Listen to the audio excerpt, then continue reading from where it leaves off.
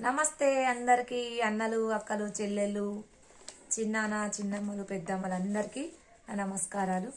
మన ఊర్లోనైతే సర్పంచ్ ఎలక్షన్స్ అయితే జోరుగా జరుగుతున్నాయి.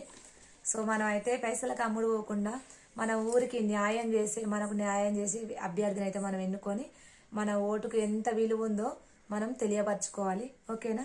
మనమైతే పోలింగ్ బూత్కి వెళ్ళగానే మనకైతే 2 పేపర్లు ఇస్తారు. ఒకటి వచ్చేసి సర్పంచ్కి, మరొకటి వచ్చేసి వార్డ్ మెంబర్కి. సో మనం ఏ అభ్యర్థి అయితే మనకు మంచి న్యాయం చేస్తారో ఆ అభ్యర్థి గుర్తుకైతే మనం ఓటు వేసి దాన్ని అయితే ఎలా పడితే అలా మలవకుండా ఇలా నిలువుగా మలవాలి. ఇక్కడ ఓటు వేసినాం అనుకో, మళ్ళీ ఇలా అడ్డం మలిచినప్పుడు ఈ గుర్తు వచ్చేసి దీని మీద పడుతుంది, మళ్ళీ ఇది వచ్చేసి దీని మీద పడుతుంది, మన ఓటు చెల్లదు. కాబట్టి మనం ఇలా మలిచి ఈ పేపర్ని ఇలా మలిచి ఇలా వేస్తే సరిపోతుంది. ఓకేనా? అప్పుడు మన ఓటు అనేది మనకు నచ్చిన అభ్యర్థిని అయితే ఎన్నుకోగలుగుతాం. ఓకేనా ఫ్రెండ్స్? తప్పకుండా అందరైతే ఇలానే చేయండి. బాయ్.